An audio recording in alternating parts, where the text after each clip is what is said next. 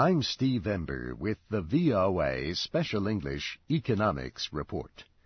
This week in Washington, the new chairman of the Federal Reserve made his first appearances before Congress.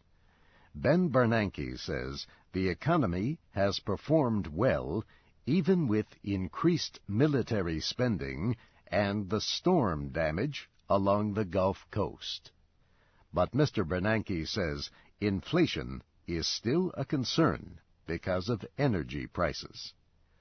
That means the Federal Reserve could continue to raise target interest rates. On January 31st, the central bank approved its 14th increase since June of 2004.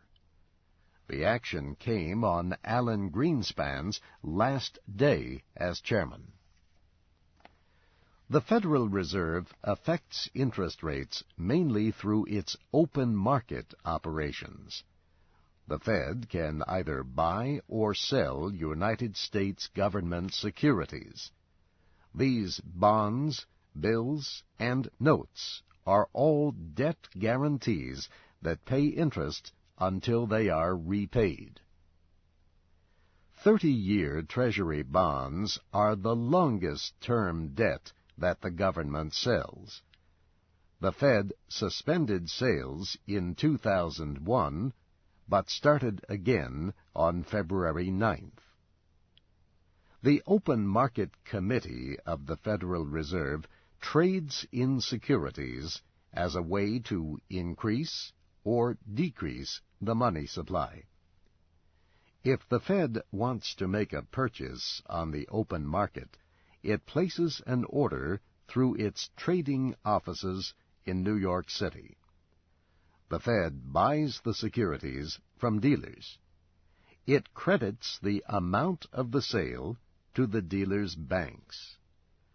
Those banks then have more money to lend, which increases the money supply.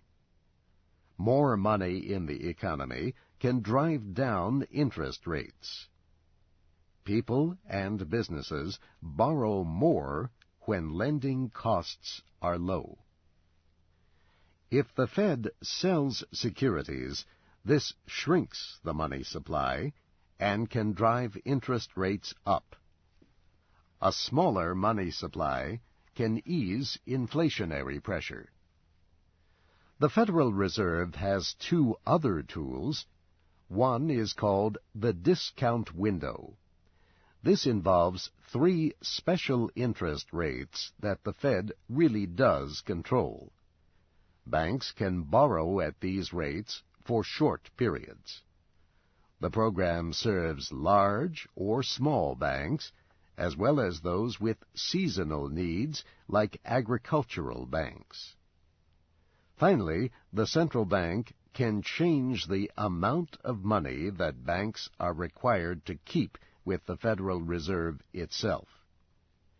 Increasing the reserves reduces the money supply, since it leaves banks with less money to lend.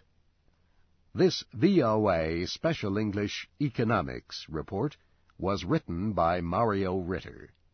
Read and hear our reports at voaspecialenglish.com.